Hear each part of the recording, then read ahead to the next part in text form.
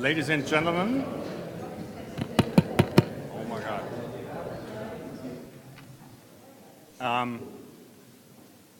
In the back row there, do you understand what I'm saying? Or is it because I had difficulties yesterday? How is it working? Oh, I'm already almost screaming. My name is Andreas Esche. I welcome you to the first panel of this day. I think Bernard mentioned yesterday that there is live streaming of all the panels, so be careful what you say if you don't want to have it leaving this room. But please be brave in saying the things you really have close to your heart. My name is Andreas Esche. I'm from Bertelsmann Foundation, and I'm heading the Megatrends program there. And let me do the advertising first. We are engaged with EUI in person with Bernard and other people in the room with a so-called high-level expert board on the future of world trade governance, where we kind of dealt with today's topics, WTO reform, and there is a product coming from this. And that is, I'm showing you this, it's outside, so after the session you might take your copy, but not now. I'm really pleased about this panel. I think it fits perfectly to what we have in front of us. I start with Manfred Elsig from WTI. There he's deputy managing director in Bern.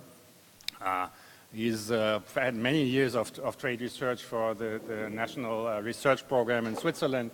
And he also told me yesterday that I think 10 years ago he tried himself at a topic like WTO reform, and then he gave up.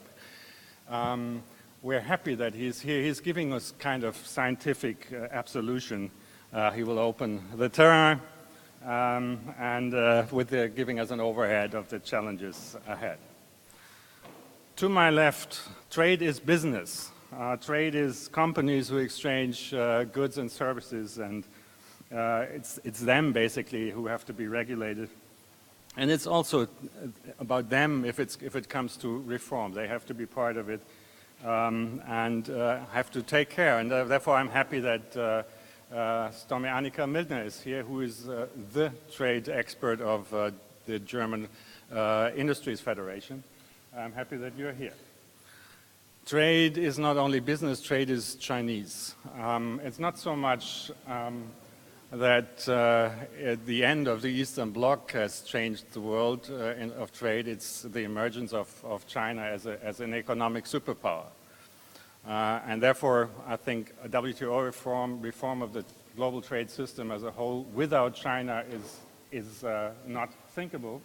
Therefore, we have a Chinese, Xiankun, who is a professor at UIBE in Beijing and Wuhan, and he's been long-time member of the Geneva trade bubble of trade diplomacy with a kind of official Chinese interest, but now he's free, and I'm happy that he's here. If trade is business, trade is China, then definitely trade it takes policy. So last but not least, he doesn't need any introduction, but I mean, he's the guy who made trade in terms of regulation for a long time, and so I'm happy that he will join. He's joining us for the discussion today. I'll stop here. We have short interventions by these four gentlemen and ladies and gentlemen on the table. Sorry, And I may ask one or two questions afterwards, but then I think you're still fit. You will have a lot of questions, I guess, so I'll try to open it very quickly then to the floor. Manfred Essig, floor is yours. Okay, thanks very much, Andreas, also for the kind introduction. And I'm not sure I'm totally up to the task to present the research perspective within 10 minutes on WTO reform. But I'll try to touch on some issues and maybe also in light of discussions, and maybe also try to provoke a little bit. Now, I would like to talk about 4 issues briefly. The first one is a bit WTO reform. How do we conceptualize that? I mean, what are we talking about? And that's the first point I will address. The second one is I will talk about the so-called incompatible triangle. And that's probably my biggest objective is you walk out of the room and you know what the incompatible triangle is. The third one is I'll talk briefly about the only real success story for me as a political scientist studying institutions, and that's the creation of the appellate body. And think about the conditions, the factors that led to this very surprising outcome in the 1980s. And then I'll finish with a couple thoughts of how different is it today from those times. So first point, conceptualizations. I think sometimes in the debates, and we also see these in the submissions, I think we see in the last couple of weeks, is I think it's important to think about sort of institutional reform and updating, let's say, the rule book. And often those things are discussed jointly, and I think these are different ball games. I will talk a bit more about institutional reform in my intervention. And also I think it's important to kind of look at the system, and I think Pascal Lamy has many years ago talked about different functions, so negotiations, dispute settlement, and then the regime management functions. And I think also here it's important probably to understand that reforms are quite different depending on which function you're looking at. And it's not surprising that most of the proposals are on regime management. Notification procedures, transparency, and what have you. And I think that's probably also the lowest hanging fruits. But when we move to dispute settlement and negotiations, I think it becomes much more difficult. Negotiations. So my second point is the incompatible triangle. So in 2009, I was looking again yesterday at the date, 2009 in the World Trade Forum in Bern, Thomas Coutier and I talked in one of the sessions about the incompatible triangle of decision making. So I went back to this 10-year, 9-year piece. And what we actually argued at the time was there's a triangle of decision making in the WTO. So it's a consensus principle, it's a single undertaking, and it's more an informal, not a formal institution, it's the member-drivenness of the organization. So you have consensus, you have single undertaking, and you have member-drivenness. And we argued at the time that, and that's why it's incompatible, you can't have all 3 at the same time. You have to give up one of the 3. So we had some ideas about giving up consensus, which of course is crazy, and you get killed as an academic when you talk about that. Rightly so. We talked about the member-drivenness, that might create a problem in the negotiations, that we should empower the Secretariat. We provided evidence that in the Uruguay round, the Secretariat played a much bigger role in the negotiations than it did in the Doha round. But again, that's a very difficult message when you send this to Geneva. And the third one was giving up single undertaking and moving to sort of the plurilaterals and issue-specific topics. And I think now it's fair to say that from these 3 elements, the single undertaking has been given up, and basically we see some movement, we see some progress, and I think the other 2 elements were never really on the table. But I think we did sort of a counterfactual analysis at the time. What would happen if you would give up one of the 3? And it would have been great to see the organization going in another direction, but that's the direction the organization has taken. The third point I want to just briefly touch upon is, I guess, the big success story of institutional reform going back is the creation, is sort of the DSU, the Dispute Settlement Understanding, and within the Dispute Settlement Understanding, the creation of the appellate body. And I did some work a couple of years ago talking to the negotiators and process traced, the whole development. And again, I think it's important to realize that at the beginning of the Uruguay round, No one would have expected the creation of the apple body. So it became a big surprise for everyone. There was an understanding that the system needed to be fixed. So people were saying, yeah, we need to do something, but in which direction, how far we go, nobody knew. And so I was looking at this case study, from a case study's perspective, and thought about what were the necessary conditions for institutional reform of the dispute settlement system.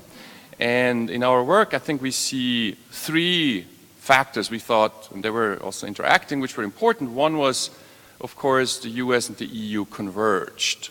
They had the same kind of preferences. Not at the beginning. The EU was not going into negotiation, did not want to have a legalized system, not at all. But through practice and experiences in panel proceedings at the time, the position in Brussels changed. We traced that. So we have really the US and the EU going and pushing for this solution of the institutional reform. Second, dispute settlement was not in the spotlight of the negotiations.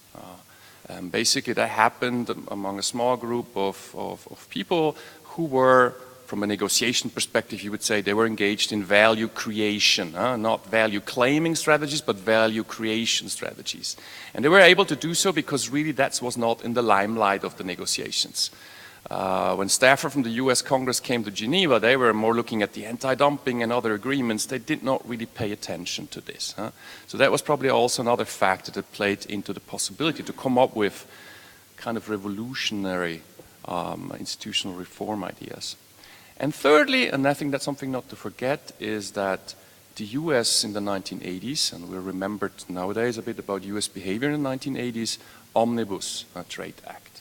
So the US was also unilaterally changing a bit the status quo in the negotiations. And so pushing others to move. So it's not just a story of like-minded negotiators, it was also the US basically sending a very strong signal of potential continued unilateralism, and everyone wanted to bring the US into sort of a rules-based system. So these are sort of three factors which we distill from those negotiations. Now, of course, the question is, and that's my fourth and last point, can we kind of extrapolate? What can we learn from this when we look at the current situation? Again, I think one issue is not that different, and that's the US is sending a strong signal. The US Trump administration basically is able to change a bit the status quo. I mean, we talked a lot about reforms in the past 10, 20 years, but little happened. And now suddenly we see first proposals from different countries appearing in Geneva. What is maybe different is there are also a couple of things that are different. It's not really clear what the US administration wants. I think at the time it was pretty clear what the US wanted. Although there's also debate whether in the end even the US was surprised about getting the apple body. They were supporting this but didn't think they would get it in the end, but it happened. But anyway, I think at least they had some strategies at the time. The second is of course a question of consensus among big powers. We had this EU-US consensus that was strong. Now it's hard to see this right now. I mean, we see that the US, EU, Japan on some issues might have some agreement, right? Other issues they don't. And then there's of course China, and we'll hear more about China later, but of course there is certainly not yet a convergence of preferences of the big powers, if you want. And my final point, and I'll stop afterwards, is basically the negotiation environment has changed. So it's no longer possible to negotiate behind back doors, trusting each other, having a negotiation environment that allows for sort of these value creating strategies, and everything goes public very quickly. So that's in a nutshell a couple of points I wanted to bring in from past research and to reflect maybe then also later in the discussion of what is actually the prospect of reform right now. But I'll stop here. Thank you very much. One quick question. If I follow you, then basically, what I get is that there is only chance for pathological learning, so learning from disaster and pain. Do you see any positive outcome or positive way out of the present deadlock and what you describe? Again, I think what I see is the most important actor trying to change status quo, and that leads others to move. Now, I'm sure we can discuss in more detail later on about the different proposals on the table, but for me, they all look like a reaction to accommodate some of those concerns of the US.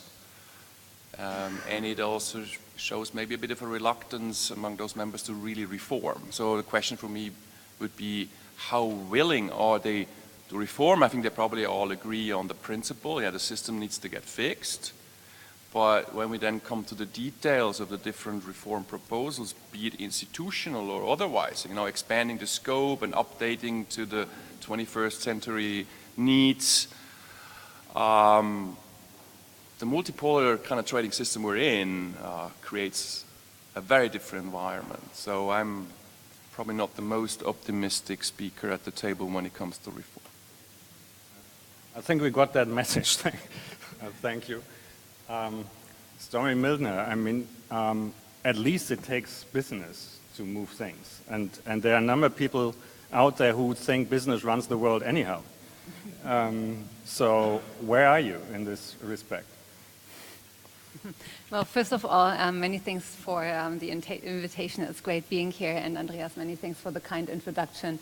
It won't surprise you that somebody from the German industry is sitting here today talking about trade and the WTO reform, as we are so export and trade dependent. In Germany, trade to GDP is 86%. Every third job in Germany depends on trade. In industry, it's almost every second job. So the great interest of industry in the topic is I think, self-explanatory. But it's not just that it is all about market access abroad. About 30% of German exports are imported inputs. So our members are also very interested in market access to the EU and lowering borders the other way around. So they are interested in imports too. German industry has been very active with regard to the free trade agreements which are negotiated. They were extremely active with regard to TTIP. What has been in the past not been so broadly covered as our attention we are paying to the WTO. And I would say it has also increased over the last couple of years.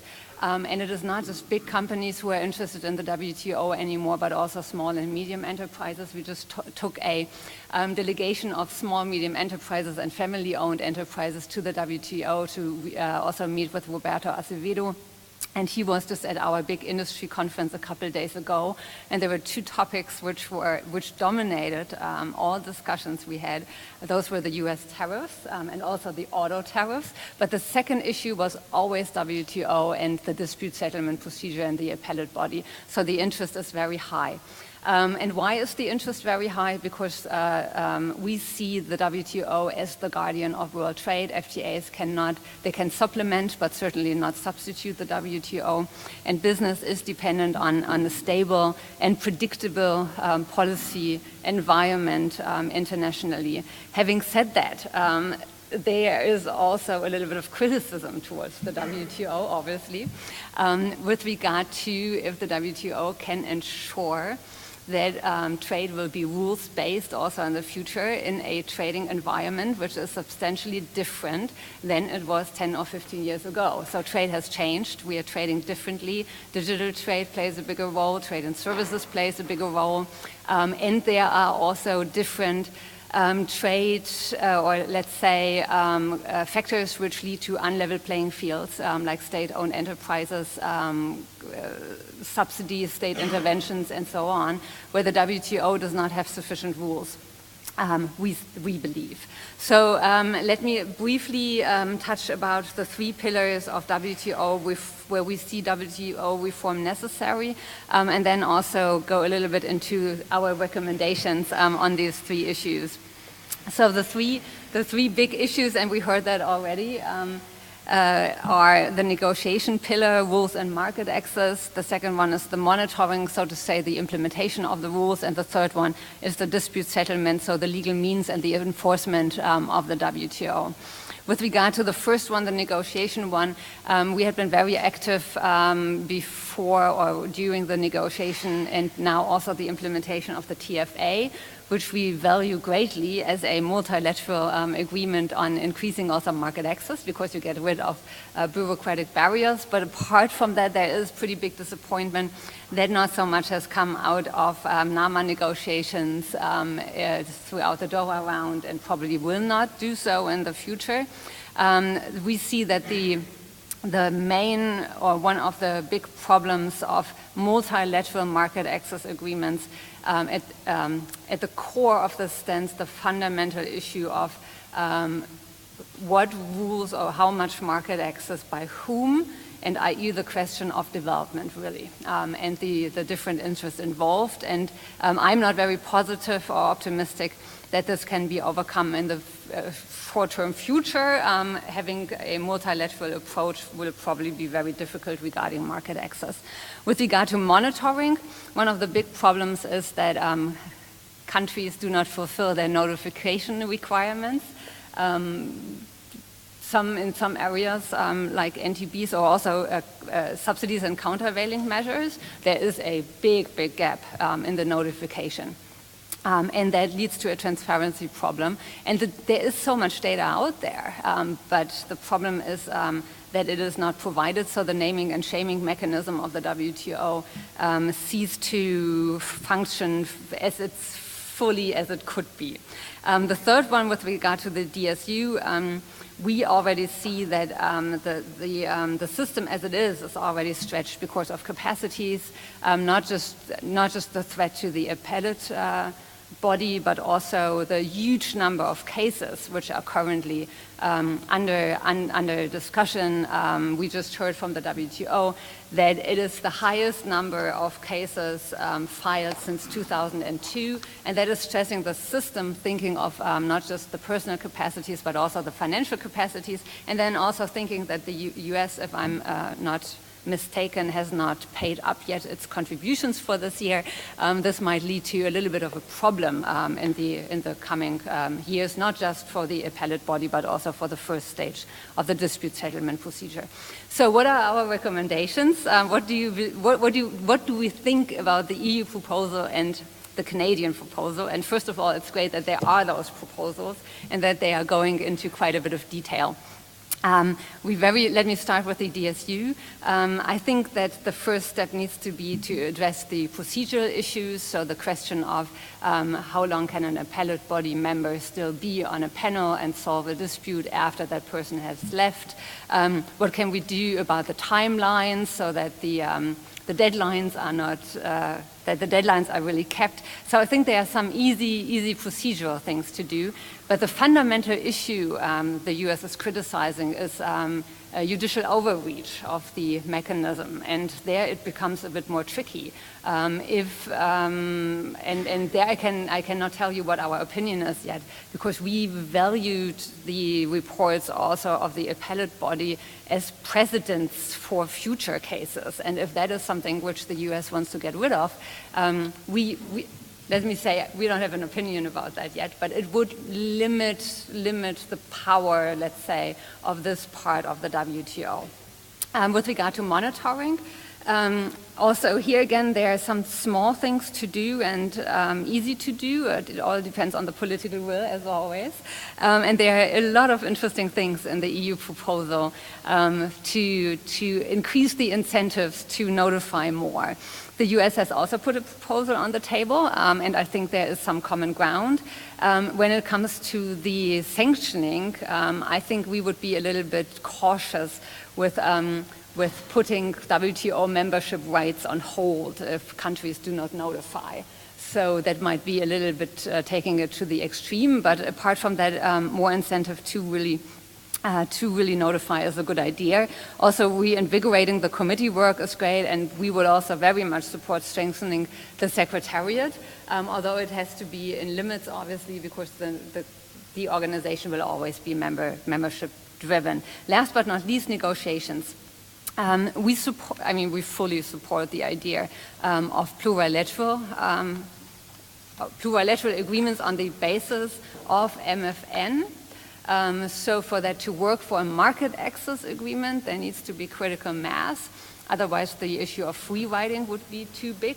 So I'm not so sure how easy it is going to be to have market access plurilaterals, but certainly with regard to rules plurilaterals, that is a good idea, and that might be doable. And there are 4 already under negotiation and discussion: digital trade, investment facilitation, small medium enterprises, and so on. And that is a really good idea. We would also support the idea of a plurilateral on state-owned enterprises and competition and some of the other issues, but that might depend on what's coming out of the Japan, US, and EU negotiations in their trilateral forum.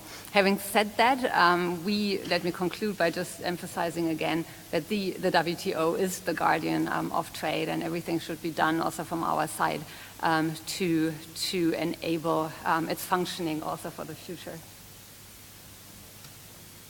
Thank you very much, Zomi.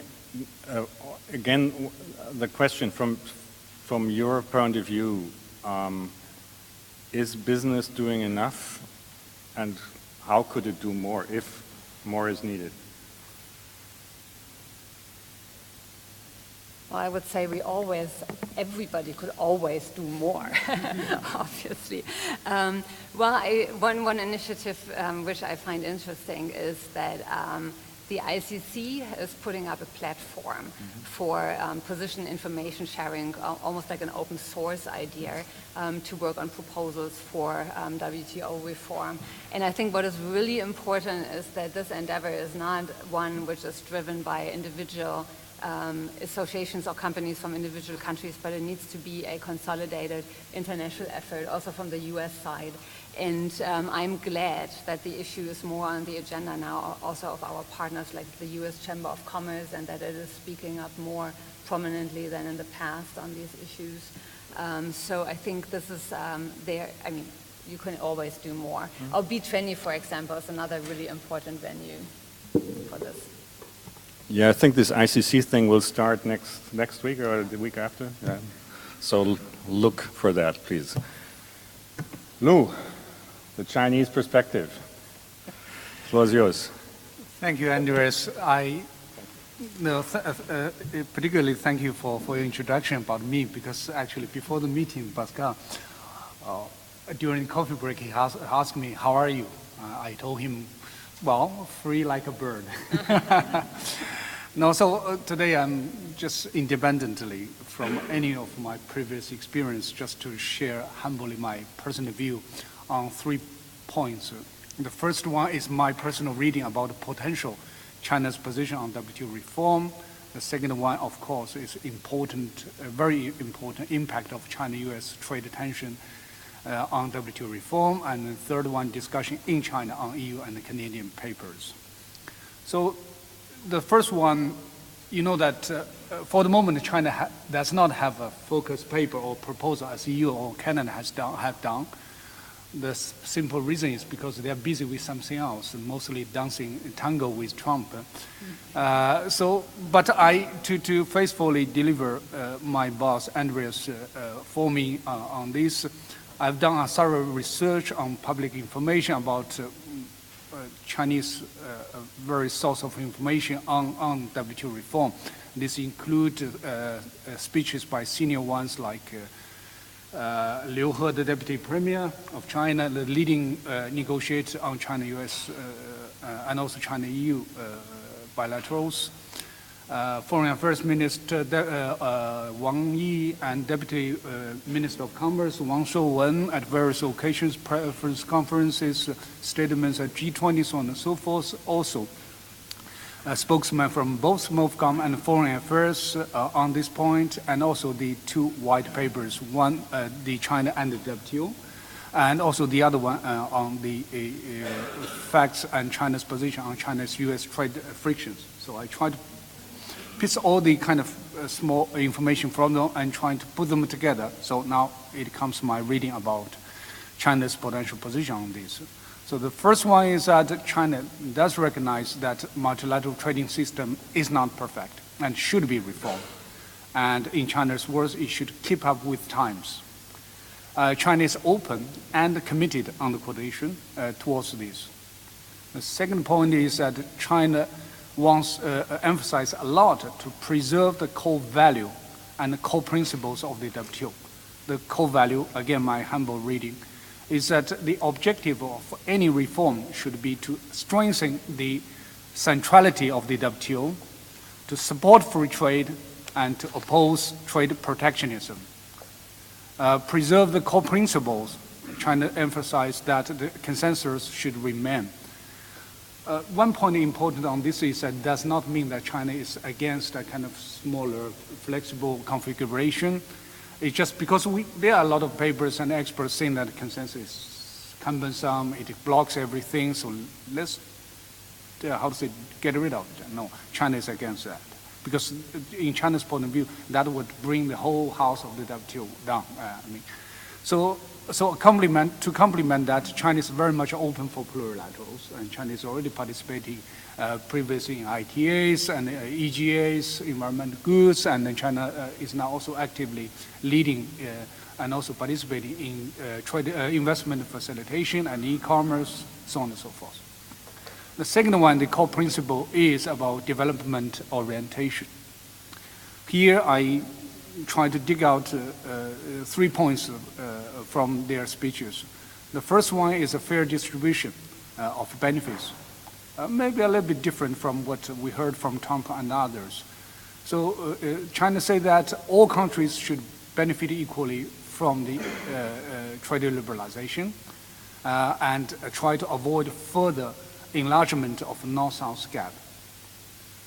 And the reform should support of developing countries into global supply chain, and especially and differential treatment should remain and be preserved.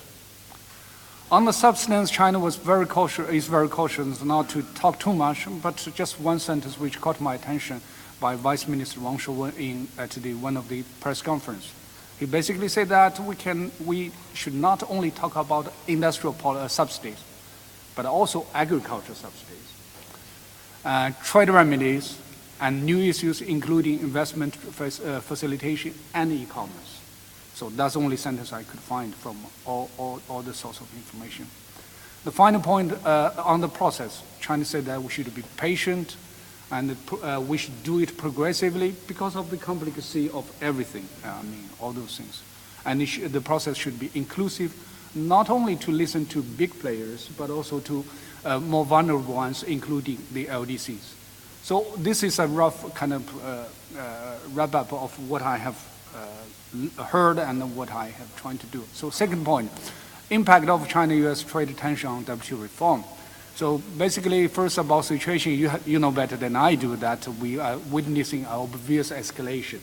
And nobody knows when it is going to end, how it's going to end, or whether it is going to end. Bilateral channels between China and US are all frozen, paralyzed. So the strategic dialogue, all kind of bilateral joint committees, all the kind of, including the kind of top interaction between two leaders are all dead for the moment. There were only sporadic kind of requests for negotiation from one side and the other, and then afterwards China just canceled it because China said that we cannot negotiate when someone is holding a knife around my neck, So no bilaterals, and there's a serious confidence issue vis-a-vis Trump administration. If you read carefully what China said in the white paper on China-US trade frictions, quite a few paragraphs talk about that we cannot agree to something and next day is thrown away. And that's what happened bilaterally. Nevertheless, the final very important point is that despite all this, China is still trying to control the situation and avoid escalation. So again, the final paragraphs of China's white paper on China-US trade tensions did say that we are still committed to improve China-US relations, We are still committed to reform more and open more. We are still committed to multilateralism, so on and so forth. So, I mean, they are still trying to send some positive signals. The question is whether Trump would listen to it or hear it. The impact, I mean, very simply, we have a paradox there, is that everybody in Geneva say that nothing is going to be possible without China or US agreement. But on the other thing is that given the present situation, nobody knows how to engage either, especially the US side, and to engage them and to get them together and to discuss in a meaningful way and to agree on something and they enlarge it to a larger group. No, nobody knows for the moment. So that's a paradox for the moment. The final thing, discussion in China on EU and Canadian papers. I've been going around China talking to various stakeholders on mostly EU papers. Canadian paper, because EU papers, they have a serious confidentiality thing, because the previous draft was on the website, so we had a chance to look at it. Canadian paper, I just got it recently, so I didn't have a chance to discuss with more. So my points are more on EU, less on Canada. The EU, there are some good points here from what I heard from my fellow scholars in China, which include WTO centrality, plurilateralism, importance of dispute settlements, reinvigoration of committees and councils, more transparency and notifications. All those things are beautiful for Chinese. Of course, there are some nuances there about this and that, and something sometimes China-specific.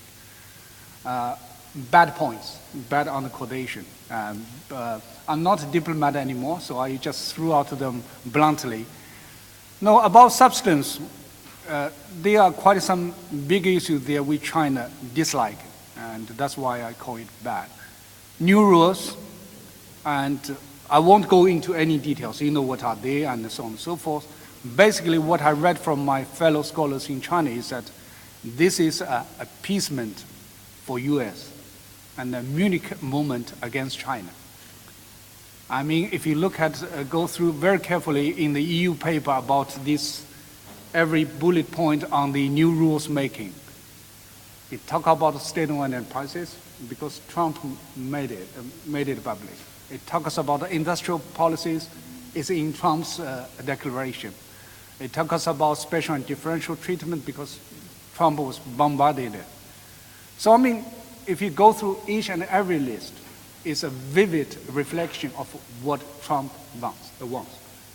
I mean, my humble question to you is that, don't you have more than that? I mean, where is EU points? Of course, EU say that we have the same view, and they, oh, well, but not even 1 point more than that? Okay. The second one about dispute settlement and appellate body.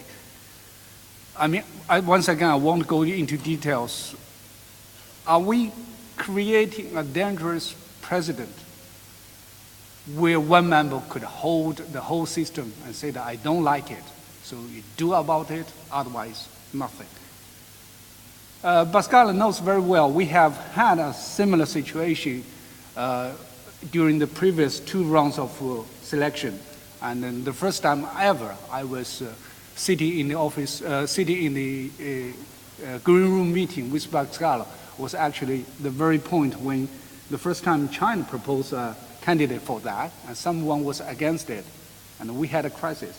And then Pascal miraculously managed to do it. But again, in China, the humble reading is that that one was not big enough. It doesn't have muscles. It's not might, so he's not right. So now we have someone with muscles. So do we have the might and is right now? And the last point, the big special and differential treatment, not for China, not for developing countries. Some of my fellow scholars say that what the EU paper is trying to do is give a big special and differential treatment for Trump. Of course, Trump already said that the US is a developing country which develops faster than others. Okay, Canada paper, again, not any discussion there, my humble reading. Very quickly, just 3 points here. First is more comprehensive. I mean, in a sense, better than the EU one. And it's more balanced. Because unlike the EU, when it talks about new rulemaking, it talks more about new issues and so on and so forth, but it talks also about the traditional Doha issues, including agricultural subsidies, so on and so forth. So I think that's better. And it's more balanced, so in that sense. Of course, the same shortcomings as the EU paper is that it's the same shopping list of Trump on the so-called recent issues. It's the same thing about special differential treatment, state-owned prices, industrial subsidies, and forced technology transfer. So it's the same thing. And again, it's the same thing about dispute as what I have said. So I just stop here for this. And then finally, a few key questions, again, my personal questions to you all and also to my Chinese fellow colleagues, is that on these two papers, the first question is, are we really talking about WTO reform, or are we simply giving candies for the naughty one? And Trump has done a Christmas shopping list, and if you give him everything, and he would be an angel after Christmas. The second one is, of course, next steps. I mean, what configuration are we talking about? Are we talking about 3+1? EU, US, Japan, and then China? I don't think China wants that. Are we talking a bigger but small, still small compact group? How bigger, how small? What's the representatives? How to make sure it represents all the opinions? How do we make sure this small group interact with the larger group to make sure we have inclusiveness and also openness towards all kinds of opinions? How do we balance the issues there and everything? Timeline, what are the results? How do we bring them into the WTO? So there are many things we have simply thrown out issues and then without reflecting upon those questions, and which of course make it quite challenging for the way ahead. I stop here. Thank you. Thank you very much, Lou. Just a few quick remarks. Some of the points on the list, you said on Trump's list, were not just Trump. They were already there. Some of them are, for example, taken care of by the German government, regardless of what Mr. Trump thinks. So the whole issue of foreign direct investment state-owned enterprise is also a national interest. And so what I get from this is there seems to be a high risk that I'd call this trade war thing. The dynamics of trade war is not only between the belligerents, US and China, but will spread. And one could hope for, okay, if China and US are battling, that leaves open or creates room for European and Chinese cooperation. What I hear from you, this sounds even less probable. And that will be my question. And second question, you say, okay, and I think this is an elephant in the room, that China is kind of interested in preserving the S&D as it is, while you are an economic superpower for many. So how about this? Thank you. No, thank you very much, Andreas, for both questions. I think what I'm going to say probably will balance a little bit to what I have said. China-EU, probably I was too blunt in throwing out the bad things. I mean, not bad on the quotation. No, again, what I have told I've been talking to EU former colleagues. I'm not official anymore. The EU officials is that actually there's a big scope for China and the EU to work together. So despite what is bad there, and there's a way to work out of it, just to make it more balanced and reflect more inclusively views. China-EU has already established this joint working group on the WTO reform, and I know that they are busily discussing on when to do it, how to do it. So I mean, what I have told them is actually, as I said, the China-US bilaterals are all cut off. And they're not talking to each other.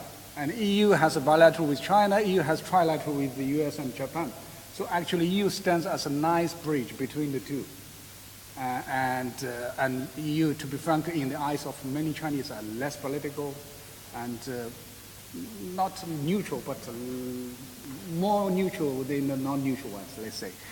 So I mean, EU has a unique position to talk to both and try to work. So I think that to answer your question simply, there's a big scope for two to work together. Special and differential treatment, I mean, we have been discussing for how many years? 15 years, 20 years, whatever. No, the basic thing, what I have said is that this is a political issue, but this is also a technical issue. Political issue that is that nobody believes that China is a developing country for whatever reason, and China believes it is still a developed country for whatever reason. But political in China, if you read very carefully what President Xi himself said at the 19th Party Congress not long ago, so that's the top political signal. In his report, he emphasized with one sentence which basically say that in the medium and not the long term, but in the short and medium term future, China remains a developing country. It's not the same word, but go back to it. It's more political, Chinglish thing. But basically saying that China is a developing country. So that's political. So if you try to recharacterize developing countries, differentiate them, and putting a cap on China, or you are not developing country more, that's a mission impossible politically. Okay, how do we do it technically? I mean, we have done it, trade facilitation and so on and so forth. So the basic thing is that don't touch the political cap. Be innovative, look at the details, and work around it and make sure that China commits more than others. Trade facilitation, China has done almost the same as developed countries. So that's the way out. Yeah. Thank you. Pascal, Lamy, now, how to say, how to bring this together now. I'm carefully listening. Yeah, I've listened carefully, and I'll try to end this remark on this question of doability, which of course is crucial. Now, whether we like Trump or not, and I do not like Trump, I think he must be credited with one thing, which is to have put this issue of WTO reform on the table. It was not on the table, it is now on the table, and that's thanks to Trump. The problem being that we do not know what Trump is after.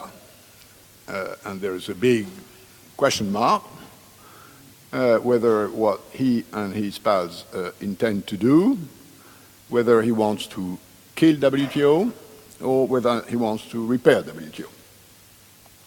And depending on who you listen to, who you talk to, if you listen to Mr. Bolton, it's about killing WTO, because WTO is one of these nasty superstructures, multilateral edifices of globalization. And according to Mr. Bolton, the interest of America is to deglobalize. And this is about deglobalization, both the infrastructures of globalization, which is these economic linkages, these global supply chains, and the superstructures, which is the multilateral system, among which the WTO, not only the WTO, by the way, look what happened on environment, on UN. But there is another interpretation, which is the one that comes to mind if you read The Art of the Deal, which I hope many of you have now read, not at the time. It didn't deserve to be read at the time, but now it does. And if you read The Art of the Deal, you understand that one of the most efficient tactics of negotiation is destabilize your partner, box him or her, including her in the case of Trump, and then at some stage you will restabilize the situation to your benefit. And I don't know, and I think nobody really knows, maybe he doesn't even know, which is the game. Now, my second point is that whatever answer we have to this question of what's he playing, in both assumptions you need a WTO reform. If he wants to kill WTO, he will try to do that, he will step out of WTO, and we will need to retreat from WTO to ITO, a sort of WTO minus US, which will be an international trade organization, not a World Trade Organization, an international trade organization. By the way, that's the name it had before the US did not ratify the Havana Charter. But we need a better ITO than the WTO, which he will have left. So we need to reform WTO.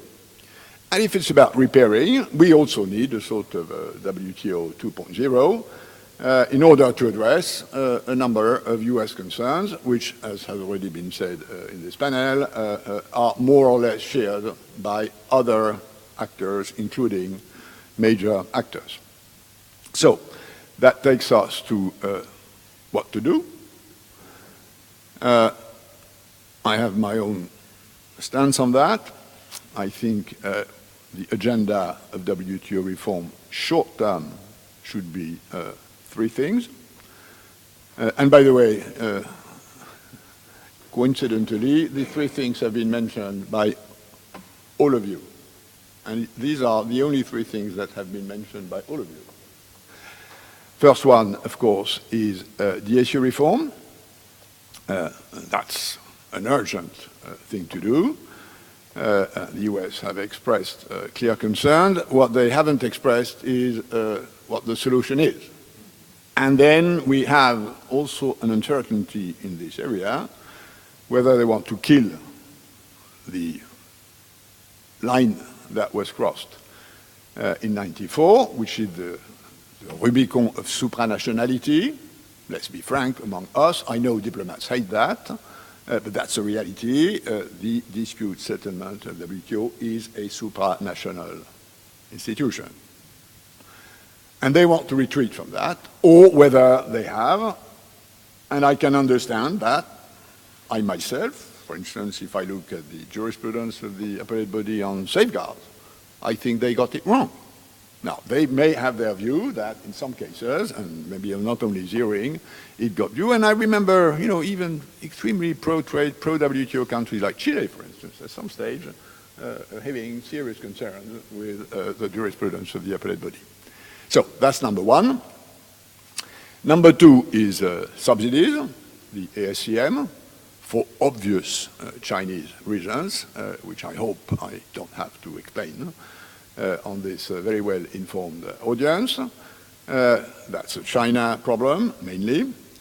And third, notification system, which is a more process, institutional system, but where the system needs to be sort of strengthened because it's today extremely shallow, although even on the basis of poor notification disciplines, what happens in many of these committees is much better than what people outside the WTO see.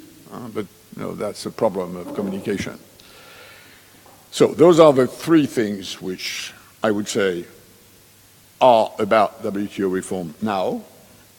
And for God's sake, please, let's all, including the G20 and the G7 and all the big shots, let's avoid what the normal temptation will be in Geneva, which is engaging 100 of ambassadors into a scoping exercise. That's the best recipe for death, immediate death. Nothing will happen if we take it this way. This has to be brought in a different way. Final point, which was your initial question, is this doable? Is there any prospect of something like this happening, which, as Xiankun said, is answering the question, can US and China engage, and in which conditions? That's the real doability question. I think China should, because the game has changed. Before Trump, China had the choice between incremental progress and status quo. And for a variety of reasons, they choose status quo. Not least because the view in the Chinese system is that they paid a huge price to get in, and that this huge price still has to be amortized like you do it in accounting on a 30-year basis, not on a 5-year basis, and they haven't yet finished amortizing the cost of what they did. So China now has a choice between reform and sinking. There is a reasonable chance that WTO will disappear. I'm not saying it's the most likely, but it's a very serious assumption we have to have in mind. And of course, that's a big problem with China. This notion that China is trying to put forward that they are now not export dependent is just not true. If you look at the path of the Chinese macroeconomic strategy for the next years, there is no way China can afford the sort of rate of growth which they have in mind so that the CPC bicycle keeps moving without export, strong export growth. So China should and US could. US could if the balance of forces in Washington between Trumpians, Boltons, and a few others, and let me not enter into too many names, is balanced by what normally should happen in the US system, i.e. market business forces, the interests of which are deeply damaged by Trump policy. And if it is about deglobalization, a number of these big corporates, whom he had watered with zillions of billions of dollars of tax reductions, and who are so far have been very happy with that, and digesting all this money takes a bit of time. They have normally, and this is the position of the US Chamber of Commerce, for instance, which, as we know, is not a Democrat house. They are waiting for the game to be rebalanced, so it might happen, and there are a few signs that it's happening slowly. Now, what does this look like? This looks like the strategy of the triangle, which is what EU and more discreetly Japan, but EU, Japan, and to some extent Korea, are working hard on this, which is to establish a triangle between EU, China, and US. EU talks to China, talks to US, try to bring China to the table with concessions, notably on subsidies, talk to the US, and I mean, the pitch of EU is, look, so far we've succeeded in having a G20 communique that says WTO reform, so we've in a way removed US into the tent. I mean, maybe they won't stay long in the tent, but EU can say, look, the thing is still multilateral, and that for you has a big price. And then they go and talk to the US, because as Xiankun was saying, US, China do not talk to each other, and UIBE now has no real interlocutor. Even Nushin, who was his normal counterpart, is now sidelined. They can tell the US, no, we got signals from the Chinese, which you didn't get, that on subsidies they are ready to move. So that's the game. So far, we only have this G20 communique, which, as others have already said, agreeing that you need to reform WTO, doesn't say much on how you can do that, nor what the reform is going to be about. Hence my sort of 3 points, rather simple agenda. And whether this will be followed by steps which could either materialize in the G20 this time, although, as you know, Argentina is not a big fan of trade being one of the topics of its G20. But for sure next year with Japan in the G20 chair and France with the G7 chair, whether this will materialize by then or not is absolutely uncertain. But I think it still is the only possible game for the moment, and I think that's the one we have to try and move forward. Thank you very much, Pascal Lamy. There's something like 25 minutes left. I'd like to open to the floor. Please just place, as Marion Jansen is doing. And you've got the floor. I think that shows that I've worked for the WTO. Before we do it there. I have one comment, 2 questions. I try to be brief. I would like to pick up this. Sorry, but we hardly understand. Get it closer, please. On the theme judicial overreach that Stormy picked up, I think I would like to also support you in that idea of looking into this, because this may not be innocuous at all. If the appellate body cannot interpret texts anymore, and if there's no new rules development, legal development, because we don't manage to negotiate, that means that we will have to continue make dispute settlement decisions on texts that come from the 40s. The world since the GATT agreement has changed a lot, economically, geopolitically, and if we cannot interpret things in a current context, but basis on law that is 70 years old, we are in a problem, we are in trouble. So we may de facto make the mechanism dysfunctional through a technical bias. One question I have is on other topic then, state-owned enterprises. I'm a bit surprised that the European representatives find that topic so easy. I think France has had over time very different attitudes towards state-owned enterprises. Germany, according to some measures used in the UN, a company like Volkswagen would be considered state-owned because of the ownership of the land.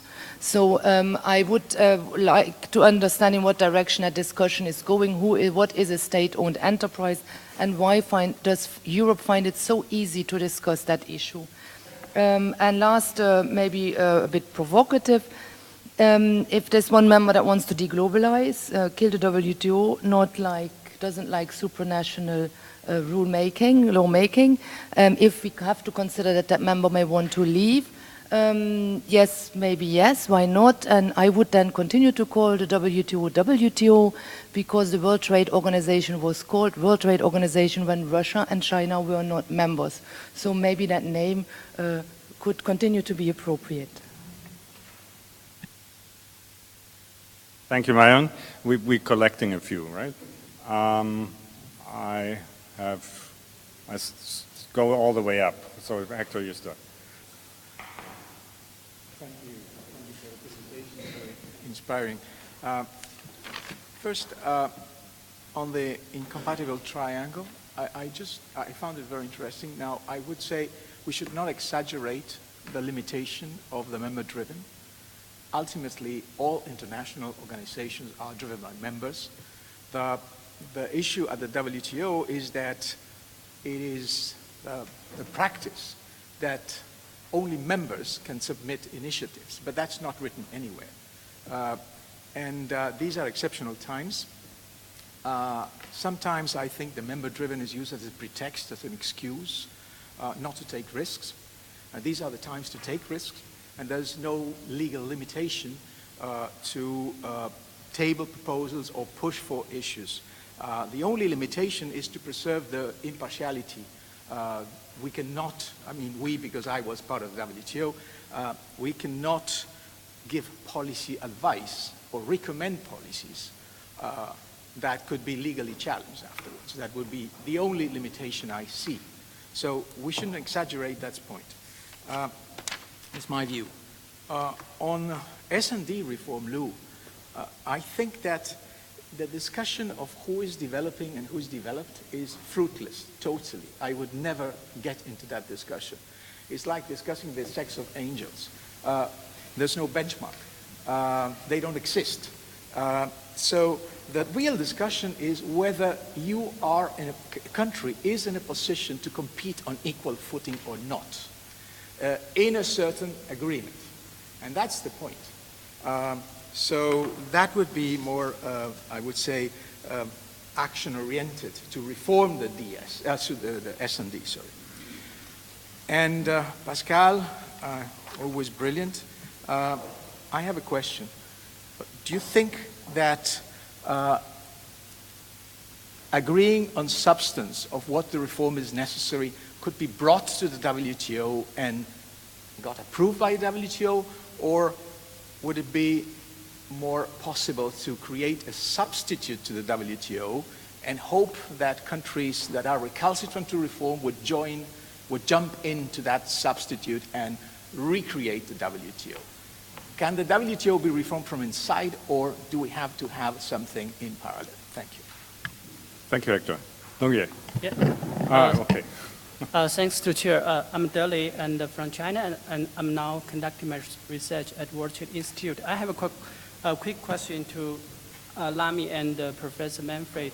So, as for the reform of the WTO, in my understanding, I think there are two significant points. The first is the content, and the second is the model approach. So the content of reforming WTO, it seems much more clear based on the EU and Canadian proposal. We call it the paper concept. But for the, for example, the SOE or subsidiary, or even the digital trade, all these things need to be reformed. But my question is, what is the approach or model should we adopt? Should we take all the issues together, or should we step by step take some issues as a priorities,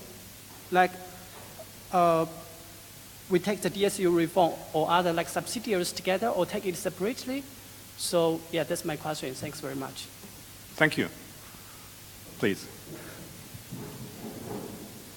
Thank you, and thank you to the panel for those brilliant comments, especially to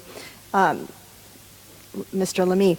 I think it's interesting. I was with the U.S. government for most of the time that Mr. Zoellick and Mr. Lamy were reshaping trade policy, and then seeing this now and listening to all of you, I think it's one thing that comes to mind, and I'm guilty of this too, but we must not use Trump as a scapegoat, because once we do that, we lose the opportunity to think seriously and cooperate on these reforms that must be made. Otherwise, it is possible it will all fall apart.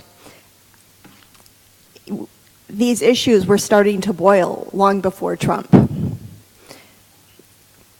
And I don't want to talk about Trump anymore, but that point, I think, like I said, I am guilty of it, and I think we all are, and we must not use Trump as a scapegoat, because then we will lose this opportunity.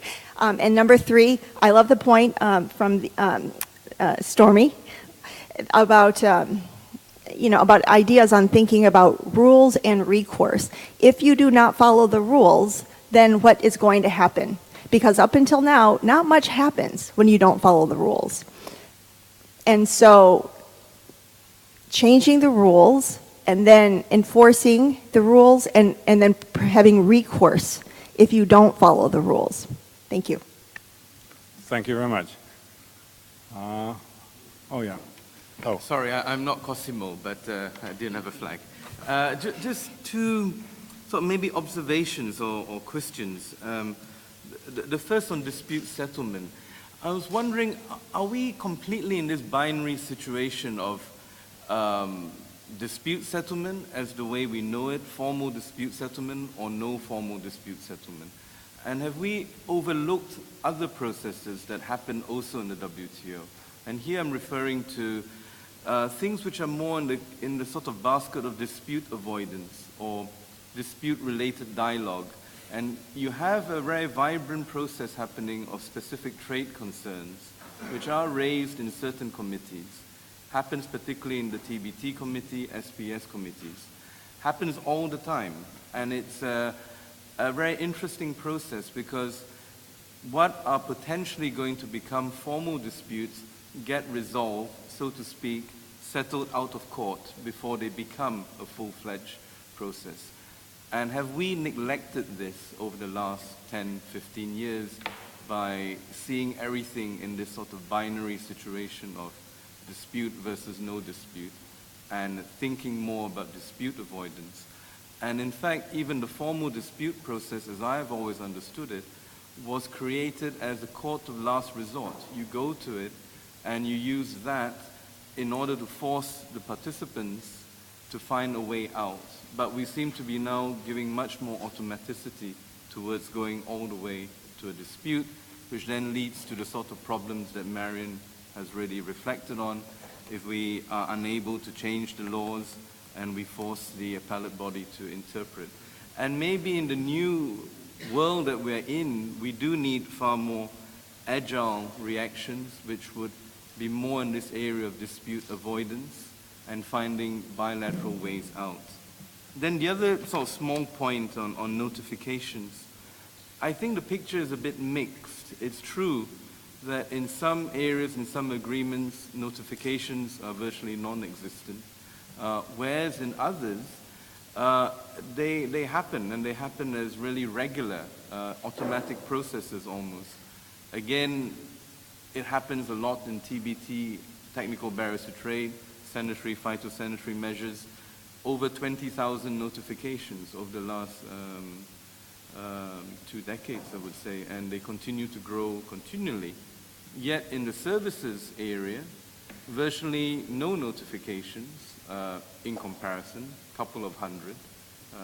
And then if you look more into the services area, I think it's not a secret that the US has never notified, or maybe notified once, as far as I know. So if you are asking for notifications from others on certain agreements, you have to be willing to notify yourself. So these are just some sort of general points. And a question there, actually, why do some agreements you get more notifications than others? Okay, thanks, so.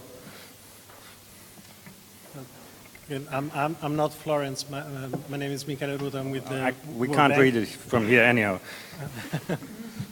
So now a quick question about the reform of the WTO Secretariat. You talked a bit about the dispute settlement. I want to ask a question on negotiations and TPR, trade policy reviews. On negotiation, one idea is to allow the secretariats to table proposals for discussion. On trade policy reviews, an idea is to essentially make trade policy reviews closer to what the Article 4 reports of the IMF are, which essentially means to allow for analysis, which includes also independent data collection, and countries can agree or disagree, and obviously the understanding is that there is an effort to try to agree, but if there is a disagreement, that's generally put in at the end of Article 4 reports. So my question is essentially for Lou, whether his understanding is how the Chinese views are relative to this kind of reforms. And I know Pascal Lamy agrees with these ideas. I think they were part of your farewell address when you left the WTO. But things have evolved, and I'm curious to know your views on the doability of these type of reforms. Thank you. Thank you very much. And they're in the far corner. Hi, I'm Leanne Jackson. I work at the WTO Secretariat, and I work on the Agriculture Committee, where we handle a lot of notifications. And so I wanted to pick up on this comment that Ho Lim made about the differences in notifications, which is on the ag side, notifications basically are a way to monitor compliance with what countries have committed to do, specifically in the area, for example, of agricultural subsidies. So the incentives to provide information or not are completely different than in the situation of the SPS notifications, where the obligation is to provide advance information about draft regulations, which then enhance the chance for consultations. So it's very different incentives. So my question is, if we had a breakdown of, well, and let me just say, I recognize that notifications are not the sexiest topic in the world, which is why they sometimes get ignored. But if we're talking about reforms, we need to be clear about what differences there are across notification obligations, and then think about the incentives to provide the information, and then think about how to up the incentive for people to provide information. And maybe just to give one example from the ag context, which is Earlier this year, there's always been a rule since the Ag Committee was established that countries could provide counter notifications. So if their trading partner hadn't provided information on subsidies, there is, within the rules, the possibility for a member to go ahead and do the search, hire their lawyers, and find the data and present it to the committee. And for the first time, the US did that and counter-notified against India. So I just wanted to mention that as another way that members could beef up their monitoring. Thank you very much. So I just want to say I closed the list. You have a quick point? Following this up on notifications, I mean, since we are talking about reform, we could also think a little bit more imaginatively, and I'm referring to scholarship by, for example, Robert Wolf, a political scientist from Canada, that was suggesting that in order to improve notifications, we could think about opening it up to NGOs or to the private sector, of course, subject to verification by the member states. We should not just focus on member states. I mean, think also about the EU. In the EU, you can get, the European Commission can get information about subsidies from anywhere. And then, of course, there is an investigation. There are endless possibilities to verify this information. Thank you. Thank you. Now the list of queues is closed. I have to state that the left is far more active than the right.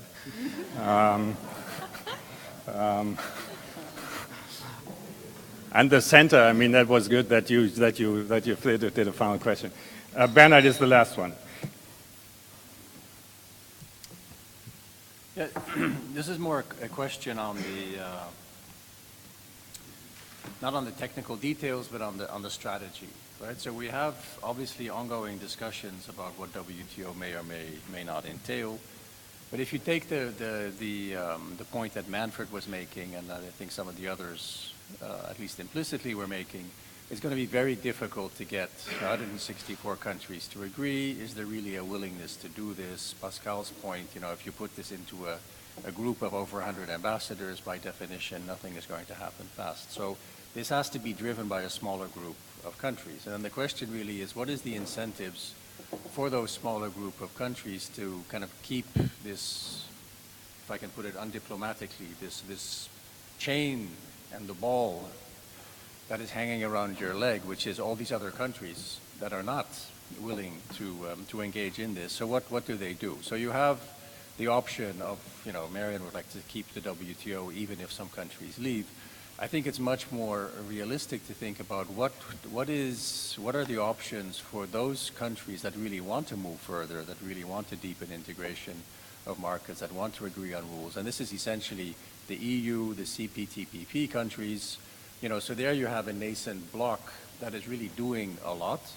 So obviously a plan B would be that moves ahead. And then the big question is, what does China do, and how can those two groups kind of deal with China? Because certainly I think from a strategic point of view, the more we discriminate collectively against the US at the moment, the better, right? Because that is going to mobilize the firms, they're going to be excluded. So in a sense, trade diversion at this point is something we might actually actively want to encourage, and that is one way of doing this, right? So I think it's more a question to get a sense of, is that an outside option which is realistic? And I think it really revolves very much about what could be done with China in that constellation, which would not include the US. Thank you, Bernhard. So now back to the panel. Obviously, not all questions will be answered. So I'll ask the panelists to kind of pick out what they think they are most competent, or which is interesting more than others, and just give us the answer on these issues. We kind of do it in the same order as we started. So Manfred Isaac to start. So I picked three points, and without having really a solution way forward, but first reaction to you, Bernhard. I mean, this discussion reminds me on an old international relations discussion of the 1980s, starting out with the book by Cohen, After Hegemony, and then the work by Duncan Snidel, How Can You Think About an International System Without the Hegemon? So the hegemon goes, and I think one of the sort of you know, what the literature tells you at that time is basically if there's a sufficient big number of states that want to continue to cooperate, it's in their interest. The regime can continue. So, and I think that's really about all those who depend much more than the US probably and China on the global international open system. So it's the Switzerland's, Norway, you mentioned a couple of countries. So they could replace, in theory, and that was the discussion, the leadership that's lacking. And I think that's something which we discussed today as well. You know, if the US really exits, that should take place. Should we, I mean, that was another question, should we create a new organization or should we continue? And I think probably continuing with all those who still see more positive than negative things be part of that club. A second quick reaction is on, I think, how to move forward. I think it was your question, Sung, right? The process, and I think we touched on this as well. And I think I would probably, a couple months ago, I would say there's two options. There is a step-by-step approach, or you kind of create a small package. But given, I think, today, the urgency to do something on the DSU kind of dictates, I think, the strategies quite a bit. So for me, it looks a bit like this is the key thing at the moment. It's the most urgent thing. Let's add a couple of things around it so we don't just talk about that. And I think that drives, for me at the moment, the process. And if a solution comes out, it's about, I think, having a small package of things. But really, I think that's the anchor. That's where we need a solution urgently. My third and last point is on Ike's point on prevention, dispute prevention. And I'm not really sure I share, I think, what you were saying in the sense that I think the dispute settlement system such has served well to prevent disputes. That's, I think, also the reason, the rationale of the dispute settlement system. And I always ask some of my colleagues, legal colleagues, so what's the optimal number of cases that you could say a system works? And I never got a definite answer to this. But I think having this case law evolving certainly provides this clarity, at least, or certain clarity, how things are interpreted, and I think is an important way to sort of avoid disputes. And also, I think if you look at the dispute settlement understanding, we have things in there about mediation and other types of this, and they've not been really used in the past. And maybe Pascal Lamy knows more about those mediation processes, but I don't recall that it has been used. So it's been there, it's not been used. And maybe a last point on this as well, and going back to the history, and I think someone mentioned that when the US was pushing for the appellate body, they did not expect so many cases to go to the appellate body. It was, as someone said, only for exceptional cases. But I think then the negotiators didn't understand the political economy of disputes, and that's basically if you start a dispute, you for signaling to your own constituencies and interest groups, you go all the way in until you have really exhausted all the resources. So in some sense, I think that was a false expectation about the DSU, and that's something that has hurt us probably. Thank you very much. Stormy. Thank you so much for all those really interesting questions. First of all, on judicial overreach, I think we cannot afford a judicial overreach anymore, not just because it led to the problems we are seeing right now, but also it might lead to the problem that countries will not implement panel findings anymore, so that an effectiveness problem comes through a different venue, through the non-implementation. Having said that, I think the appellate body has the right to interpret WTO law as it is. It's just a question of reopening the findings which have been made with regard to national laws, for example, or facts which the US is harshly criticizing. And there they might actually have a point. So why? Because also the appellate body doesn't have it in its statute to have the power to reopen found facts of the panel with regard to national laws and some other facts. With regard to alternatives to the DSU, I do agree that the mediation hasn't worked so well in the past, but I think we now need to look at all possibilities and all venues. I'm just not so sure if the idea to do that for certain issue areas will be as easy as envisioned. I mean, in other words, there is the idea of taking national security cases out of the regular dispute settlement procedure and move it to a more mediation process. And the big question which that rises, I think, is the definition of what is national security, and would we not need the DSU dispute settlement panel to decide if that is really a national security case or if it's just not hidden protectionism and really a remedy case. So I would be a little bit hesitant with regard to this. And then also with regard to the idea of just taking trade remedy instruments overall out of the judicial dispute settlement procedure, I think would really undermine the effectiveness and power of the WTO. So I think, while in general, I think the mediation idea is a really good one. The devil is in the detail. What will then be mediated, and what does that mean for the effectiveness of the instrument as a whole? Last point on the EU proposal and the Canadian proposal, and what needs to happen that more countries come on board and discuss. First of all, I found it surprising, and it tells me a little bit how much perceptions and then also trust and strategy play a role here. When I read both proposals, I thought that the EU proposal, and I'm not just saying that because I come from an EU member state, was actually more detailed than the Canadian one and less vague. I thought the Canadian one was so much vaguer, also saying that some cases should be taken out of the dispute settlement procedure without specifying what that means. So I found it actually a lot more vague, and maybe that's why it's not as perceived as critical as the EU proposal. With regard to the EU proposal, I heard so many voices who were saying also in Geneva at the WTO that it actually, from a strategic point of view, was a good thing that there was clear reference to the US worries to get the US on the negotiation table again. But you pointed at, and I find that so valid, that there is another party who might be offended by that approach, actually. So that's why I think that perception and trust plays a really, really big role in these discussions.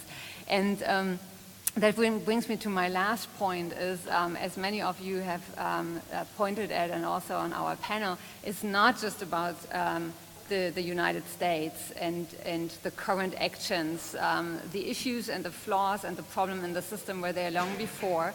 Plus, it is also not an issue which is can be solved by only those three. I agree that if you have 100 ambassadors, you probably won't get very far either. But if you don't talk with South Africa or India, I'm also not so positive. So I think, and I'm sure that the EU is doing it anyways, and the Canadians too, talking to other ambassadors, especially the other countries which have been more on the blocking side in the last years, like those two countries. Thank you very much, Stormy. Lou, your turn. Yeah, thank you. Maybe just quick comments on 3 points. First, about China and the special differential treatment. I mean, I agree with you, it's frivolous to discuss about who should carry that cap or who should not. I mean, of course, I mean, it's easy to say that China is willing to play on playing field, a level playing field. There's no doubt about that. But also the other thing is that vis-a-vis whom? I mean, so this is quite a difficult question. I mean, if you ask China to play vis-a-vis the US or the EU on many aspects, and China will be reluctant because of the different development level. Even the big size is similar. I mean, if you look at other things behind it, poverty, people, population, and all those things, per capita GDP, and so on. No, they will give you hundreds of figures which tell you the country.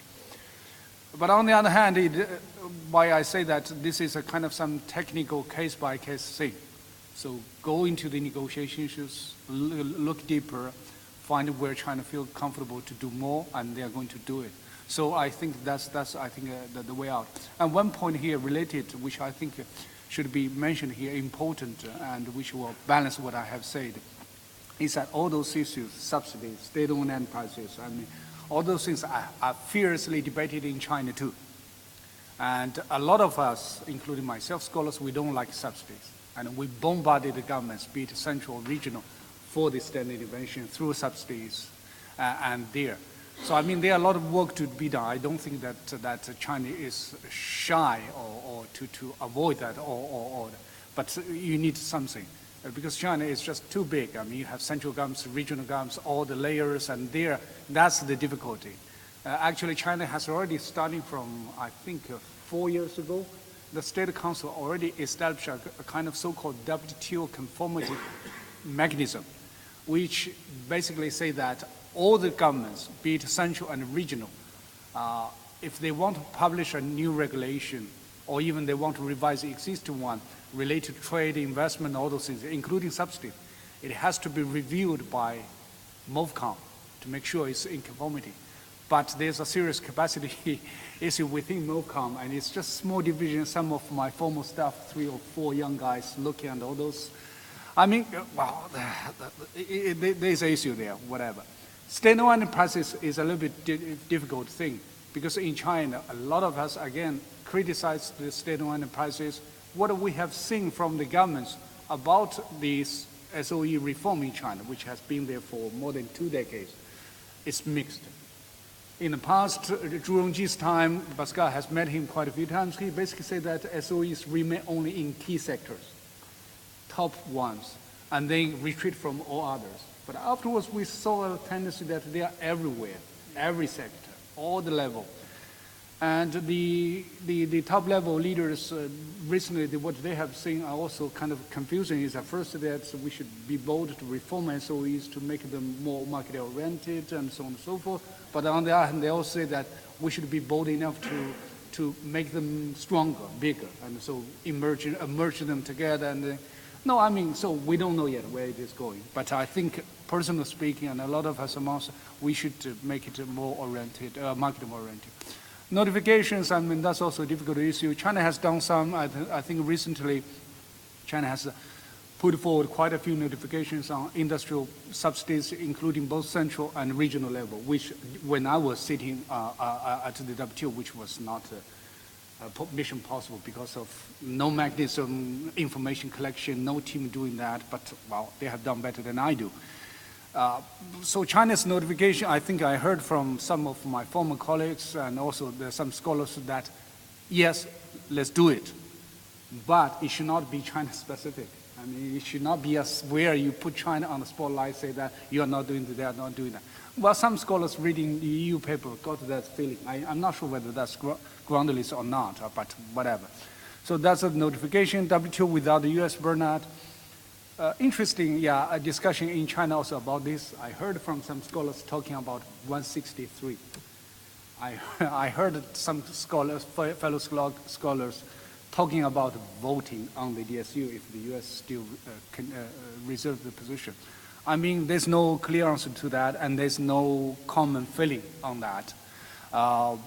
And one thing interesting also, maybe for EU and others, is that in China, scholars believe that this is not an issue for China.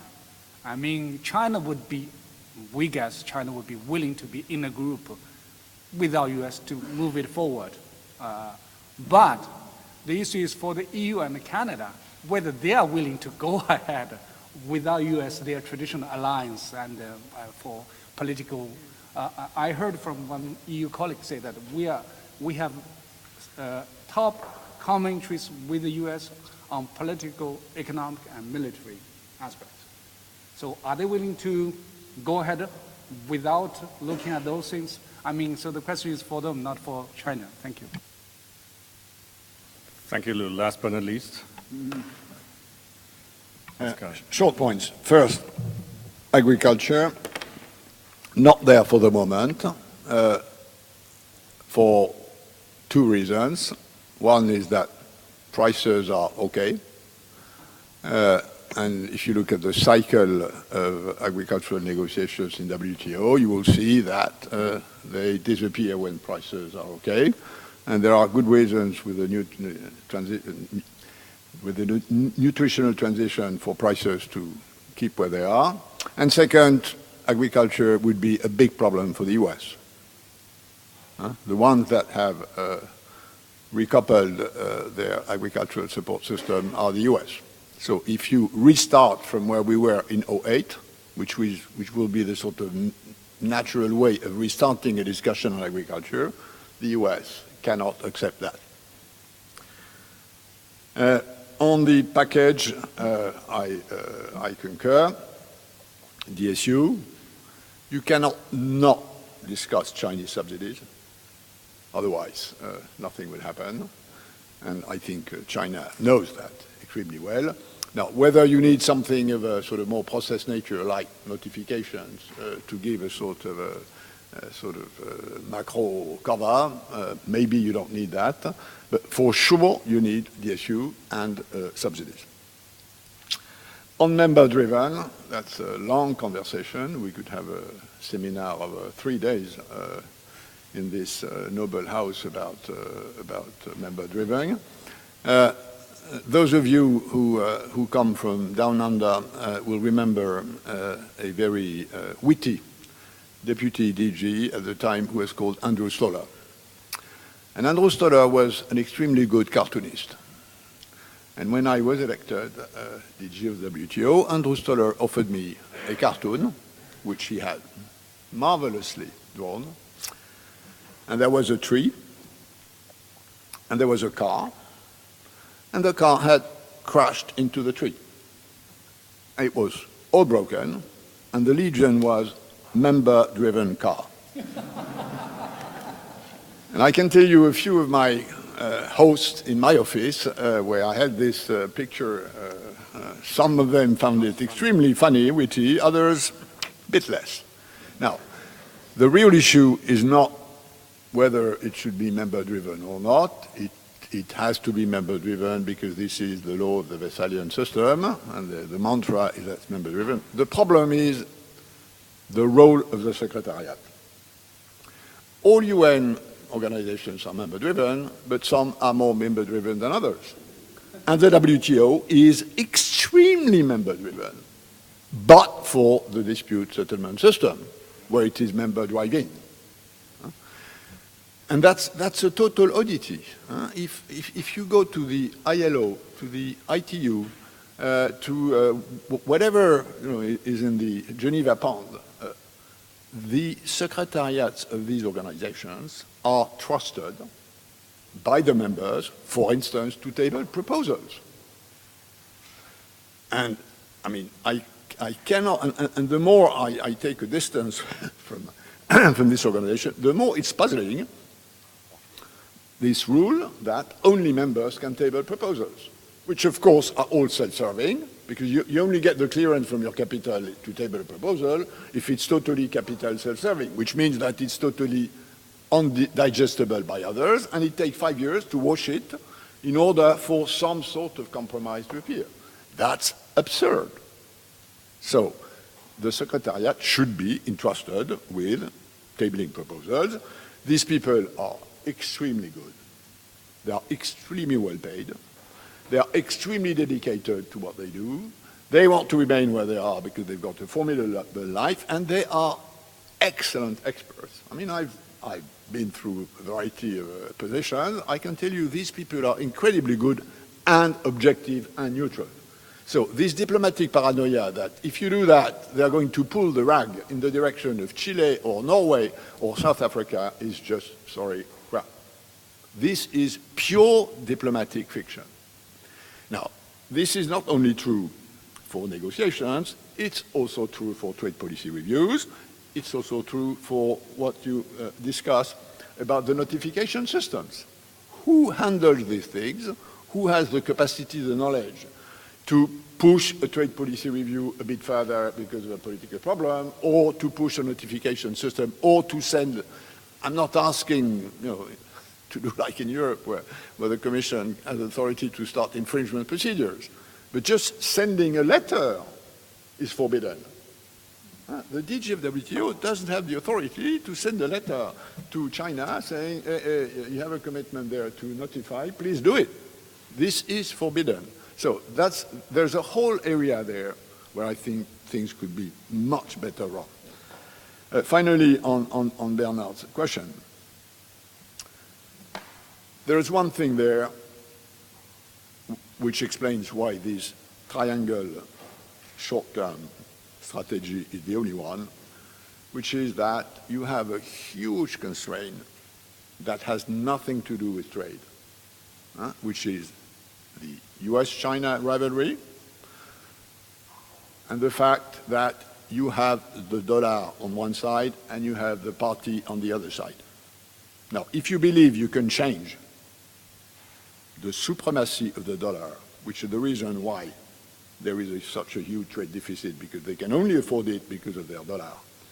If you believe this will change, if you believe the US trade deficit will change, forget it. We all know it has nothing to do with trade.